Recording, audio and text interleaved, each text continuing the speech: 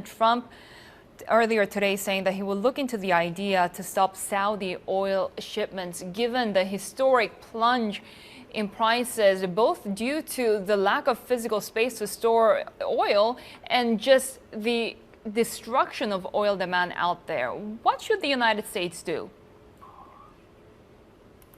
Well, I think this is catastrophic or apocalyptic if you're in the industry. Look, we're just flat out of storage, so I think that we should use emergency measures to stop foreign oil from being imported and to force refiners to use U.S. crude right now in the time of this pandemic. But U.S. producers have got to slam the brakes on production and shut in wells, not just let the wells decline and the decline curves kick in like they normally do in a bust. We have, in fact, seen Crude Explorer shutting down 13% of American drilling fleet last week. How's that affecting your business? It's affecting our business in a drastically negative way, and I think those numbers kind of undercount what's actually happening on the ground in the oil patch. We think about a third of rigs have been shuttered, which is much ahead of the market rig count of rigs being down about 20%. There's a lot of rigs out on location that are effectively shut down right now, but our business is being drastically negatively impacted. I think that you're going to see probably about 25 to 40% of U.S. service companies file for bankruptcy in the next 150 days if the pricing stays below $30 a barrel. Dan, what would you need to see to suggest to you that there's going to be any sort of improvement in these trading conditions?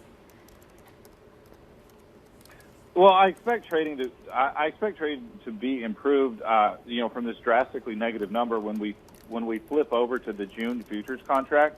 I think there's more hope that more states will be open, more of Europe will be open, and oil demand will ratchet back up somewhat. So I expect this to be a bit of a idiosyncratic, once-in-a-lifetime situation with oil being negative. I expect oil to switch to positive within the next 2 weeks, but to be very, very low levels that are basically 30, 40-year lows.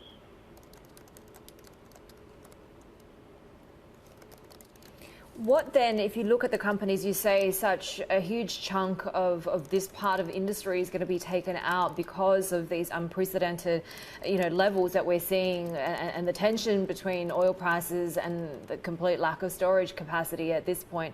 So what would you be pointing at in terms of resilience within the industry and which players are likely to survive?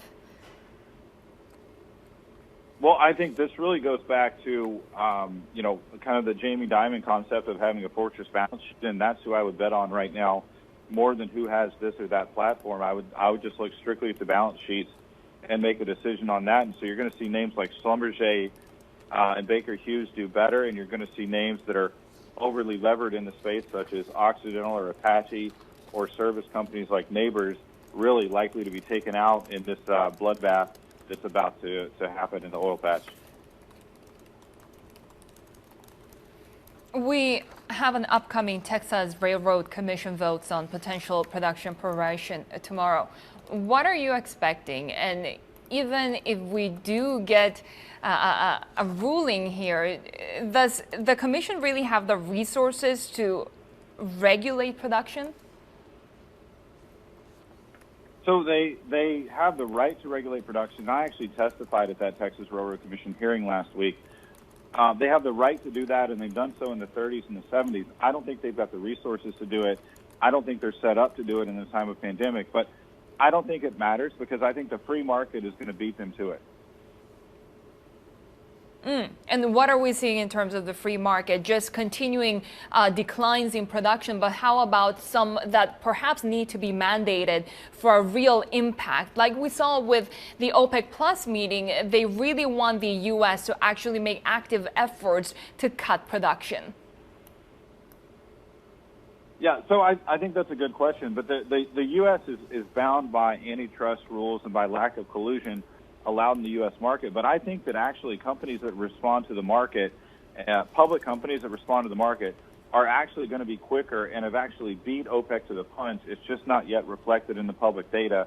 I expect U.S. production to be down from 13 million barrels to, I think we'll exit 2020 at 8 or 9 million barrels. So That's a decrease in production in 3.5, 4 million barrels a day, which is magnificently large.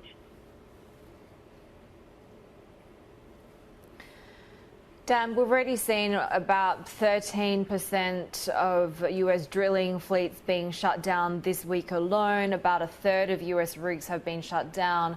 Where does it end, do you think? How much more downside pressure and how many more closures would you expect to see?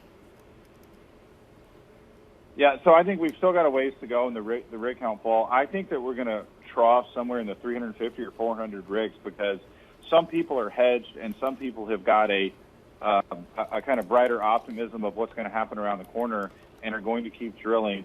So I expect there to be, some drilling to remain, but I expect production to fall among medium-sized independents. So those with kind of a $2 billion, $4 billion market cap in February, obviously much lower today. Those folks are going to really focus on cash, on hoarding cash, and on balance sheet strength, and so they're going to stop drilling in the short term.